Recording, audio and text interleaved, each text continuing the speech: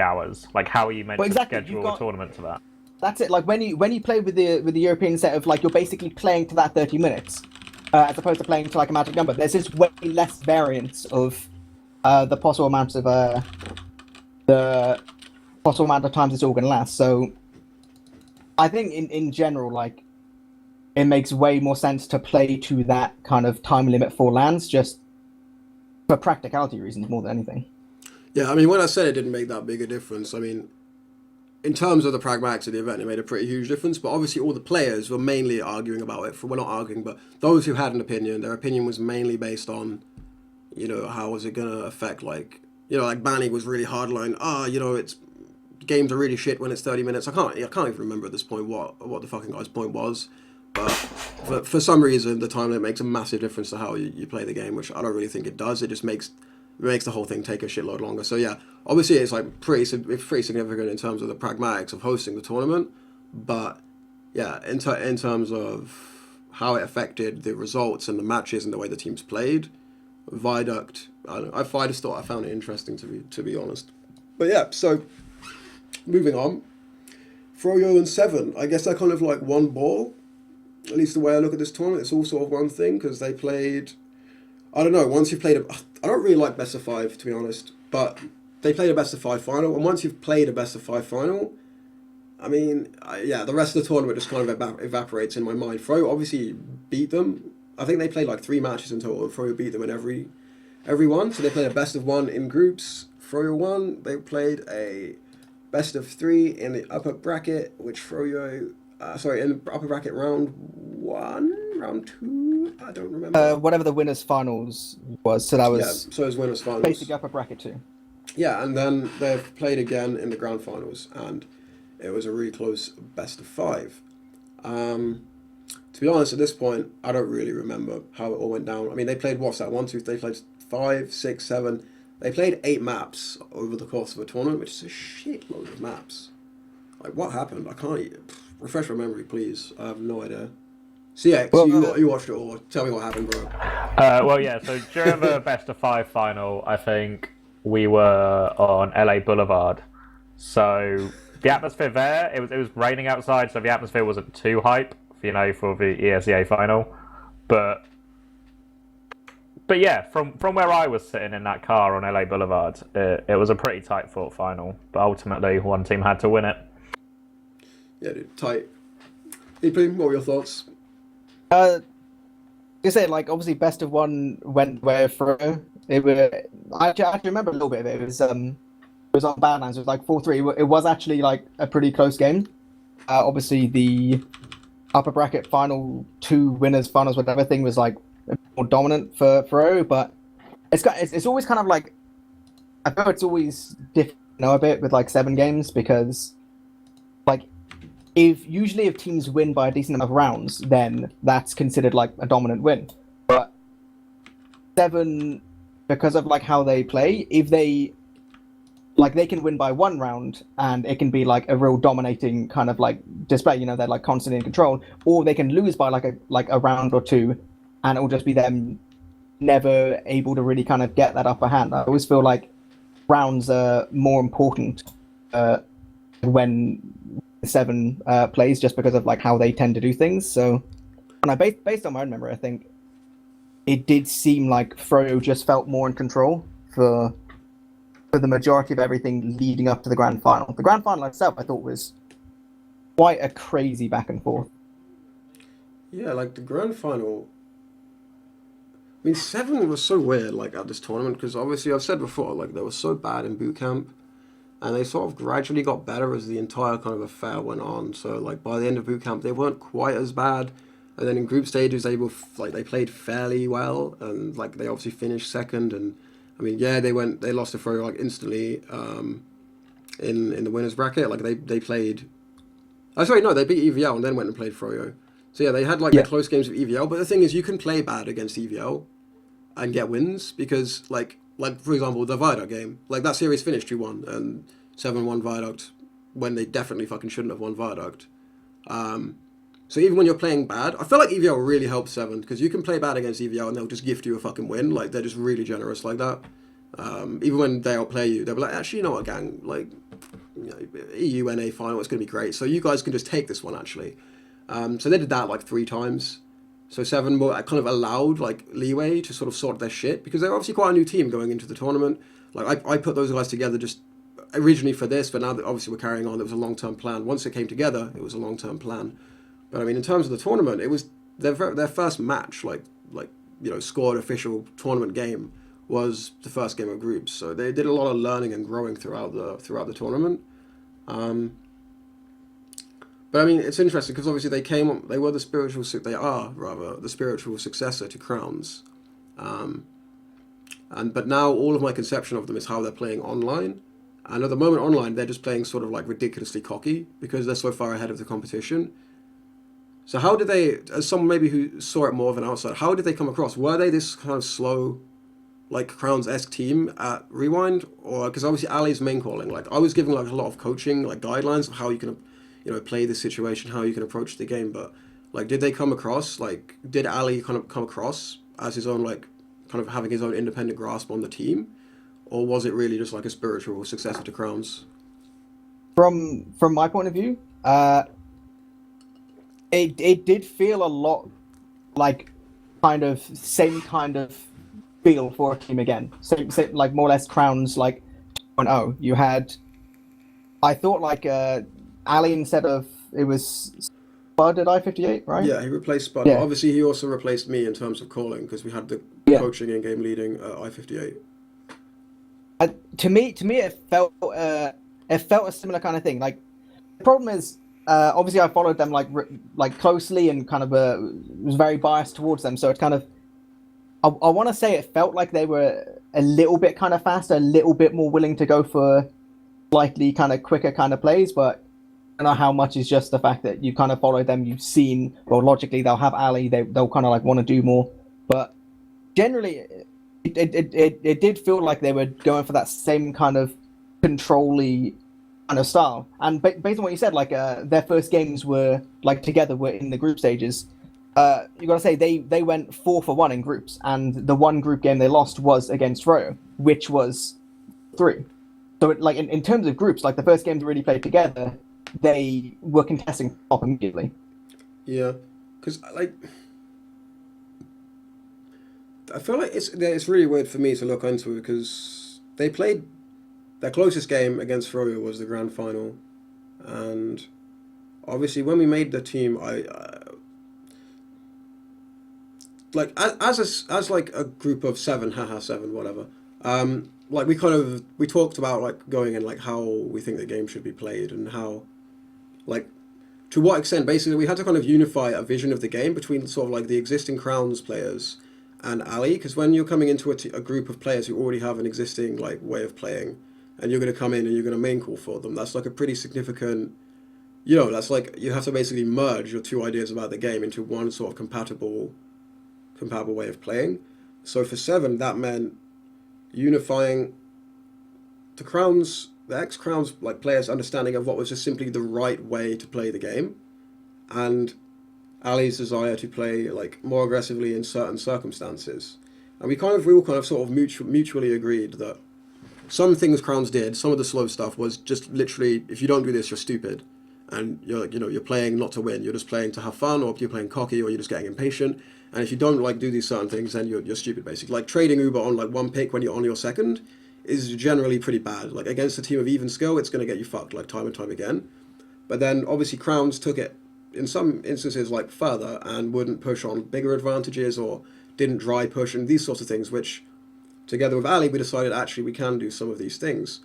So what you saw from 7 as the tournament went on was them get further and further away from the Crown style of play and more into Ali's comfort zone, because not that the Crown style of play was in any way wrong for my taste, but as a team they just weren't really capable of pulling it off to the level that you need to be able to pull it off to beat teams like Froyo and EVL, and not so much Jasmine T, but Froyo and EVL.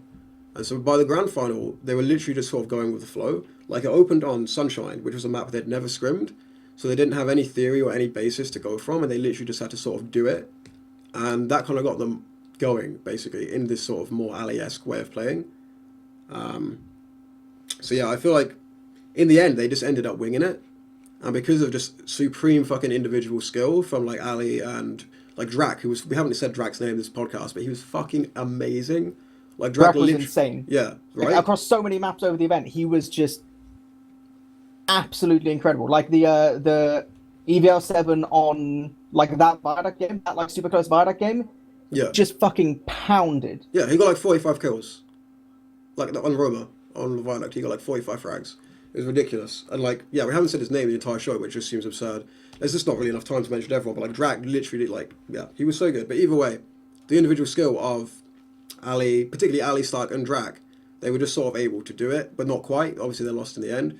But yeah, I don't know. It was weird. It was weird to watch because obviously I was like standing behind them, and during the pauses I could have some input, but not really.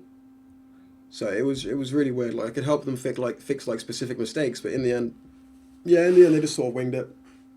The main thing that I saw watching the final was that it's a similar kind of thing as we've seen from Froyo in the past, where it'll get to a point where it's like really clutch, like kind of win it or lose it kind of situations. Not even specific moments within a map, but just like best of 5 grand finals. Maps will go certain ways, and there'll just be a moment where Banny being Banny will just get, I don't know if he gets pissed off or just like super determined. He'll just essentially start running at things with as many heals as he can take. I have no fucking doubt he demands it of his medic. He'll take the heals and he'll just run at things. And like, there's moments in my head, specifically like Snake Water in the grand finals, just ran at shit, and Seven didn't deal with it. Basically, like there were so many times where he would be able to get way too far and do way too much without getting like shut down. Like if you look at the 4-1 on Viaduct, it was close. There was a lot of moments where with little bit more cap time, Seven would have like got a couple more rounds or something. But you can see just from like the game, I don't know if Banny gets like mad or determined, but he'll just like turn shit up. And if you can't deal with him, like, as much as I hate to say it, I feel he makes the difference for his team in a lot of these kind of like clutch situations. Oh. I know. Yeah. It's horrible to say that, but like the thing is, you've got to include the fact that when he gets into this kind of like mentality, you've got to see that he'll demand the heals in the Uber, so other players on his team are going to suffer as a result. We actually heard from there was something from Paddy when he left the team about how Banny will try and rewrite the way you play the game and will kind of basically like demand you do things his way. So it obviously makes sense that when he demands this shit, he's going to end up doing more. But just from an outside perspective, Seven felt less able like to shut down that kind of walking forward with like total confidence kind of way. Like I don't know. That's like, especially like it was a Snake Water in particular, but the Snake Water was a bit of a kind of like wash for Seven anyway. So that was my thing from like obviously watching online. He did the same thing at I-58. That's what I'm going to do for Moses, by the way, just compare it to I-58 because I watched that tournament. But he did do the same thing at I-58, where he was playing the pocket scout role, but he would play it kind of like a pocket soldier, like peeking with chokes, etc., etc. But he would just get punished for it all the time, because even if you're fully buffed as a scout with full heals, you're still super squishy in a tiny corridor. You can still be two-shot by most things. But he did a similar thing, and it cost his team then, so I don't know if, again, it was just I think this was honestly a lower quality of other teams. This was honestly the biggest difference between, well, not the biggest, but one of the biggest differences between Crowns and Seven. Like, Seven they still aren't, but they don't get punished for it. Like, they were just never as good at holding as Crowns, which makes a lot of fucking sense, really, because Crowns spent most of their lives holding points, whereas Ali actually likes to push, because he's crazy like that. But yeah, having said that, like, yeah, Seven were never as good at holding. Like, Crowns could hold, like, XYZ point literally the entire game and, like, be convinced, like, they could be up 1-0 and just hold second for 20 minutes and never really feel, like, scared that they were going to suddenly make a mistake and give the round away. Seven never had this, like, luxurious platform to play from, so they always kind of needed rounds, and when Banny did, like, to make these pushes, there was every chance it was going to succeed, basically. I mean, yeah, like, we kind of saw some interesting things as well. Like, from Seven, we thought it's like Pyro and Spy Strat. Did you see this, CX? No. No? Essentially, they had a Pyro on Granary, pushing Granary second, and used the Pyro as like a guy to sort of, they played over the point with the Pyro, and then Stark came in from behind as a spy. As So- the owner of 2 or 3. Well, Wait, oh which- right, which sorry, yeah. point did they Second. control? Oh right, Yeah. I was what 2 or 3 what? Like how many are we on? Points. Yeah. Yeah, no, so basically, yeah, like, so they were pushing second, and they basically, what happened is, in the upper bracket original game, they just tried a strat where they used the pyro to pressure second, so pushing second, they were just using a pyro to cap the point, but it got completely fucked up. Like, it was a pre-planned strat, but it got completely fucked up, because Stark was supposed to take, like, the original flamethrower, which gives you more ammo to reflect, and the idea is you just reflect all of the spam, And cap the point. and cap the point. They completely fucked it up, didn't even take the right unlock. So after that game, Banny gave this interview where basically he was saying, yeah, they tried this shitty fucking gimmick, but it didn't work, it was terrible, it was just a gimmick and they're shit for trying it, they shouldn't have tried it, it was really stupid. So we sort of said to ourselves, right, let's fucking, like, you know, let's revamp this, let's make it work. So we decided, like, in this game, not only to use the pyro, but basically just play off the fact that they already saw the strat, thought it was shit and wouldn't really worry too much, and then have the spy come in from behind. So that was like a pretty cool thing that happened, but they still lost, so what can you do? I think that was actually right at the end of the game. There was like 2 minutes left. They got the kill on the medic, but then they kind of frittered around too long and didn't actually manage to make any good push onto last. Obviously, having the pyro isn't great for that, but they were sort of a bit indecisive once they got the mid frag. But yeah, anyway, that was Rewind pretty much. I wish we could have done this slightly sooner after Rewind, because it was like such a sick tournament and there was so much sort of to get into, but yeah, it took so long to get this all together and to get things going. Any sort of, about the tournament itself, any other remarks to make, players of note, anything to kind of point out? Speak now. I think in general, like, just from a production point of view, I thought a decent amount of production were kind of doing things. We're doing good stuff. Obviously, we're in a situation where we've had less of the asses like Admirable and Sideshow weren't there, so you didn't have quite the same kind of names doing things. I think like the one guy I was actually really impressed with on the desk, he didn't do casting, but as analyst I thought Showstopper was actually legit really good on the analyst. Yeah, like he was actually, Showstopper has a certain kind of like a thing about him, you know, he's got a certain kind of disability. Possibly. But I actually thought, like, when he did his like bit on the analyst desk, I actually thought he was like, he had some interesting kind of information to put forward, didn't come across as overly showstoppery. I actually thought legit, you know, if they did some more stuff, he'd actually make like a decent little addition to his stuff. But in general, no, I thought most of the production was like pretty decent. There was problems with camera work. If I remember correctly, like one of the camera guys wasn't able to make it last minute or something. Yeah, that was a thing. Tino had to do like massive shifts or something, didn't Yeah, he did Or the entire fucking thing, I Yeah. think. Yeah, he literally did the entire tournament because Mathsad just didn't come. But without any warning, basically land dodged, I think. I don't really know what happened. I just heard he wasn't there, which is generally not a good thing for the cameraman to not be there. There were obviously people like mentioned during the event. There were like they thought there were like issues with the camera work, and it's always difficult. You're never gonna like be able to get everything. But the fact that they literally had one guy for the whole event, you know, you gotta. It's impressive to get it all done. Obviously, you didn't, you know, didn't just fucking give up partway through. So. I mean, the camera work was always going to be like, I feel like to like someone like you, the camera work was always going to be a bit weird maybe, because it's only like the second tournament in like 3 years where we haven't had a cheat feed. Obviously now in Europe, like there's so many new cameramen who don't use a cheat feed because they're just not used to doing it. So camera work has sort of decayed a little bit overall. But then, yeah, I feel like the camera work was always going to be, for European viewers who are used to the cheat feed, it was always going to be a bit dodgy. But yeah, like props to Tino for like doing the whole thing. Yeah, I'm just kind of looking at the list of shit I wrote about Rewind to see if there's anything else worth mentioning, because I mean, obviously there's so much shit I can cover in this thing. Dun dun dun dun dun dun dun dun dun. Oh yeah, one thing I'll just say, since there was a video of me on Reddit suspiciously handing an item to Thalash on the stage, like I'll just maybe clear the air slightly on what happened there, because the tournament admin did actually come over to me like with his phone, kind of showing me the video of me sort of like sketchily handing something to Thalash and be like, "Do you want to explain this?" And I was like, what, mate? Because he didn't show me the video. He was like, "Do you want to explain what this is?" And I thought he was going to, like, I don't know. I thought we were getting screwed, basically. So he showed me the video, and it's just me, like, giving Thalash my vape, as it was. It was just, like, my vaporizer, like this thing. Because there was a rule whereby you weren't allowed to go out for a smoke break between one of the maps. And, I don't know, for those out there who've never experienced a nicotine addiction, when you're a player in a high stress environment and you can't kind of get your nicotine fix, that's pretty bad. So as a coach in all my grandeur, I was benevolently basically giving Thalash my vaporizer to go and like vape in the toilet, which is against the law in America. So the guy, like, basically I just explained to him we weren't cheating because we were just breaking the law. We were just breaking the law. Yeah, essentially. It's fine. Yeah, because the insinuation was I was handing him like it was like an oh shit we're losing. Here's cheats, or oh shit we're losing. Here's a USB Adderall. full of aimbot. Yeah, like people were thinking it was like Adderall or a fucking USB stick or some shit like this. So I was like, There no, was a it's lot on fine. TFTV Don't saying worry. about like, oh, Kato's bought Adderall from Habib or whatever, like conspiracy theories out there. Yes. Yeah, it's like, no, don't worry, mate. We're not cheating. We're just breaking the law and risking, getting your venue shut down. But don't worry about it.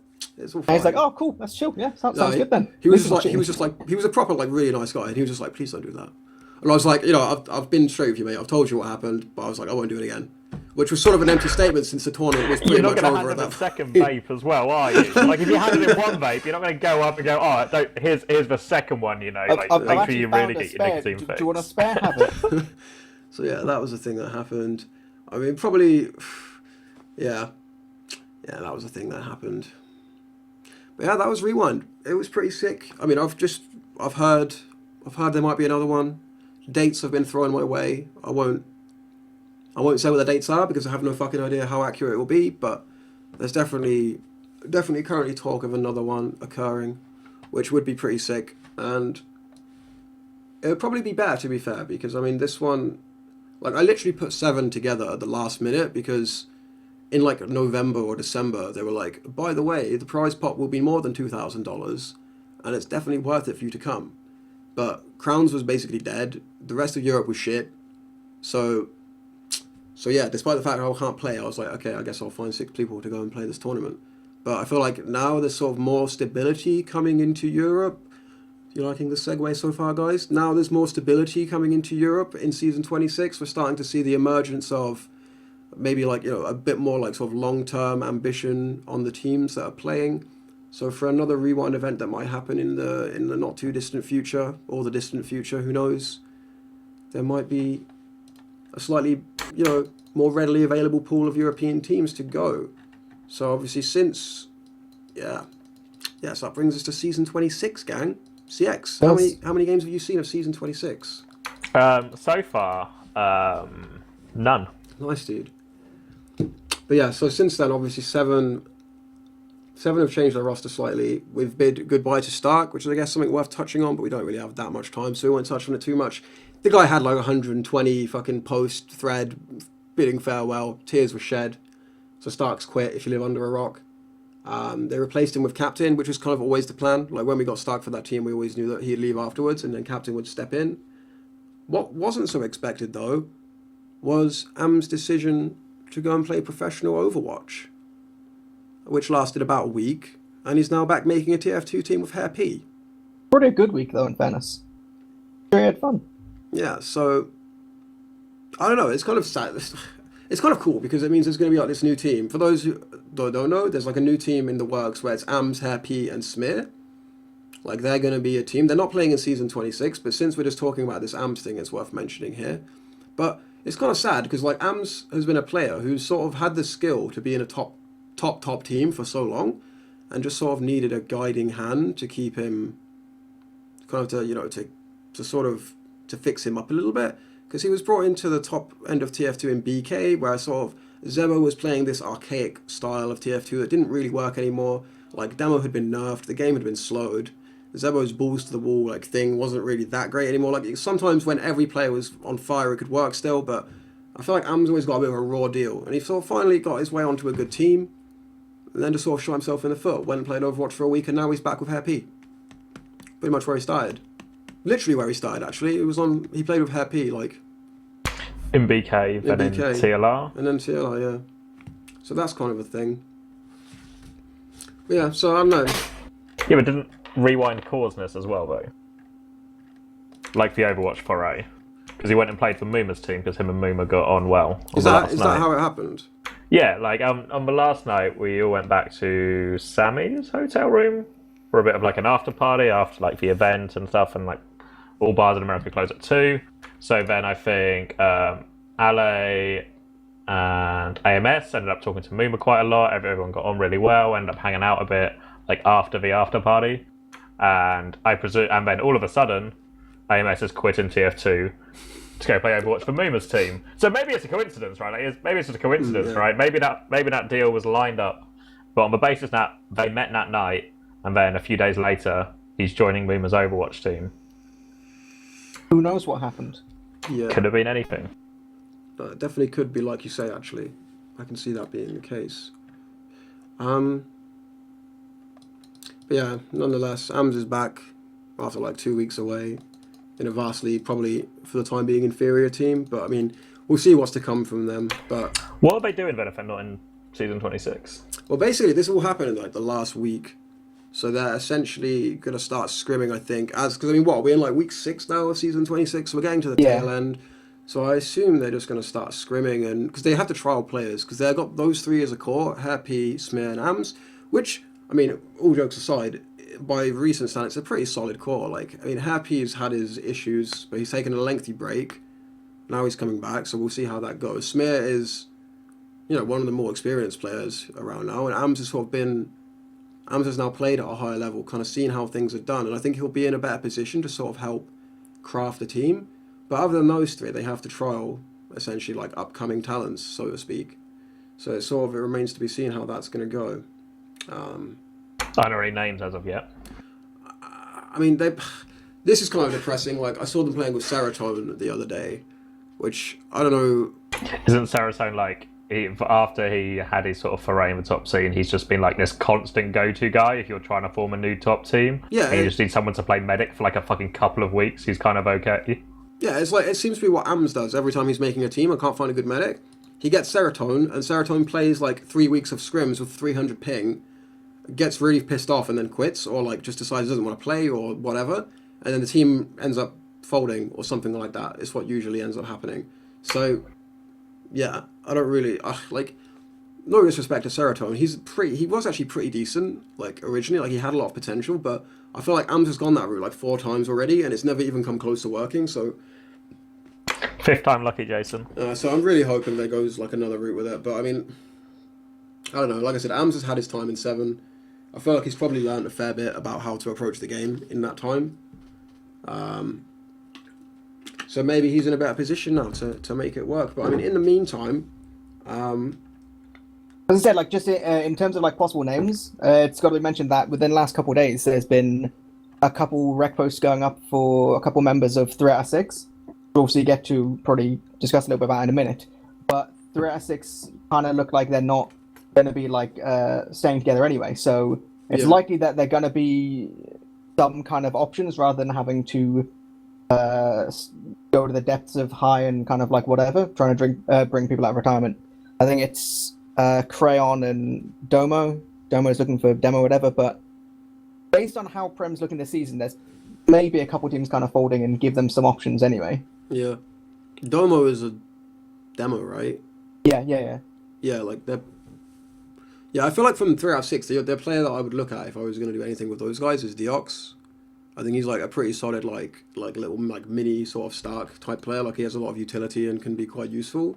And whenever I didn't really watch 3 out of 6 this season because I didn't watch much of I just didn't happen to catch their games. They weren't really performing well, so I wasn't that interested by the time I actually had a chance to sit down and watch some. But Deox seems like a useful player. I think maybe they should consider like looking at him, like paired with Happy, it could be decent. But anyway, that's a conversation for another day when we actually see what they managed to pull out. So yeah, season 26. We're in like week 6. We just finished week 5. Yeah. Like we literally just saw the game of the season so far. It was, what was it, CX? That's right. It was top 5 versus 7. You know it. Stole words right out of my mouth. You know it, bro. Exactly. 7 underperformed a little bit. I mean, maybe we should actually, let's not go down this route just yet. So top 5, same as last season, but Blade in for Blitzo, which I don't know how I feel about that because, I don't know, Blitzo was always one of the players in that team I actually knew. I don't really know that much about top 5. They're sort of now just coming onto my radar this season because they were in Prem last season, right? EP? Yes, I'm pretty sure. But they were not good. Yeah. They were like kind of irrelevant. They got sick, I believe, last season. They were like that real solid, like bottom half kind of in a bit of the cesspit, really. Yeah. So yeah, it's really weird. They're ending up being like the second best team at the moment. After like, I mean, there's a bit of a skill gap after 7, but they've ended up going from a really mediocre like bottom prem team to like they had a genuine good go at like 7 the other day. And obviously everyone was sort of expecting that Champ would be the real competitors this season with 7. Like if anyone was going to kind of challenge them and give them a game, it would be Champ GG. But top 5 beat them, and now top 5 have had a good game with 7. Granted, Champ haven't played 7 yet, but that's sort of Champ's chance to redeem themselves, I guess. But yeah, like props to top 5, I guess. I mean, I don't really have like they play very Crownsy. I was noticing this when I watched them on Gully. It was literally like in various parts, it was like watching a Crowns demo. They'd like carbon copied a number of like plays out of the Crowns playbook or whatever you want to say, and we're doing very, very similar things. I mean, not everything was exactly the same, but a lot of it was quite similar. So I mean, it's interesting to me that despite being so outmatched in terms of deathmatch, they were able just by taking on like what I consider anyway to be the correct approach to the game, like kind of sacrificing fun for the sake of winning. It's an ongoing debate. Should you have fun or should you try to win? My opinion is that as far as 5CP goes, those two are currently mutually exclusive, and you can't really do both unless you just can grind fun out of winning, which I can do. Yeah. But either way, top 5 look pretty solid, and they have a lot of improvement they can still do, because like I say, their deathmatch isn't anywhere near 7's. They're really fresh in that way. Like I think it's pretty much all of their first seasons in Prem, other than Medico, who had a stint with an AMS team ages ago. So they're all going to improve like dramatically as individuals. I think anyway. It shows you if they are adopting this kind of like these 7-ish kind of plays, it shows you how much of a difference that can make to how the team operates. Because, you know, like from last season to this, like the improvement seems huge, I think. Like I said, like, you know, you could argue maybe Prem was a bit more difficult last season or whatever, really. Like there's always going to be that kind of argument. But to go from, 6th last season to quite likely to be 2nd this season is a hell of a difference. Yeah. I mean, that's maybe jumping the gun a little bit. Like, they're going to have... Like, playoffs is not how it used to be. It used to be that your ranking, like, 1st to 4th, meant a massive deal. But, was it last season they made the change, or the season before? But anyway, now it's like a proper, like 4-team bracket. It's not just this weird sort of ladder where everyone, like, kind of climbs the ladder or gets knocked out. Now it's like a proper bracket, so... They have like a lot of work to do to finish 2nd still, and I feel like Champ have so much more to offer than they're currently doing. Like Champ, their roster is the same as last season, except now they have Tiger, aka now going by the name Walker, which boggles my mind because there's already a British player called Walker who's been around for literally about 6 years. Like he was a really well-known player like a few years ago, and I'm pretty sure he played up to like a season ago. So a pretty fucking weird name change for my books. But yeah, not going to confuse anyone. Yeah, no. Also, it's not even like a particularly interesting name, is it? You know, like it's like he's picked something really like out there and really cool. Like if anything, Tiger's a better name. Yeah, like by default, Walker's like just a bunch of people's second name. Yeah, I've no idea. Is it his like actual name? It never occurred to me actually that his surname could just be Walker, and maybe that's why it's happened. To be fair, that's a proper British thing to do. Yeah. To just have your name or your surname as your name. It's like what pretty much every CS UK player is doing. Maybe he's starting a new career in CS, I don't know. But either way, that team should really be doing better than they're currently doing. Because right now, they just get pounded by 7. Like in every game they play, like in scrims, they just get ripped apart. And by my estimations, their roster is pretty decent by the current standard. Like, Marosh is pretty skilled. He's a bit of a beta, but he's like got a lot of skill. Adiski is like, again, he does a lot of mistakes, but there's like skill there that perhaps isn't in the demos in other teams. And yeah, Tom and Tiger, aka Walker, is a pretty decent like soldier combo. I mean, I think Turbo Monkey's not like anywhere near like Raymond's level, and there's a bit of a drop off there, but I don't know. I don't really know what's happening with Champ. I haven't seen enough of them so far. Like, have you seen their games deeply? Like, what seems to be the... I ended up rewatching like the top 5 Champ game. Obviously, that was like super close. I think it was 4-2 in the end. I don't know. Kind of looking at it, it just seemed against top 5. It just seemed like top 5 were more confident, more structured.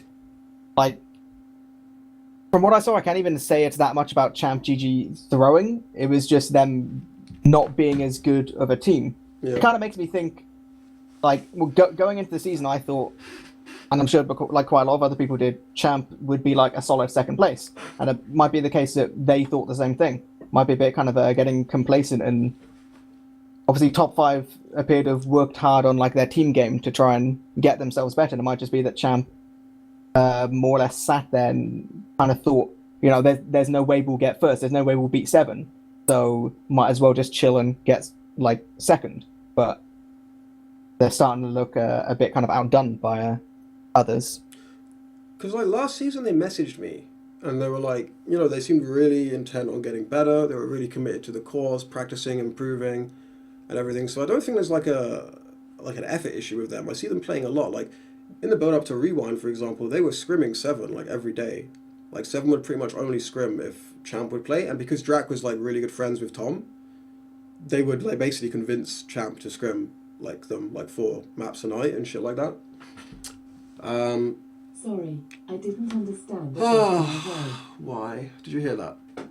I heard that. I also didn't understand. I don't know why it does that. But yeah, anyway. Yeah, so I don't think it's an effort problem. I just don't really get what the deal is. Like, why are they so bad? Like, I'll just say it, why? They're really bad, like, compared to what they should be. And I don't really know why.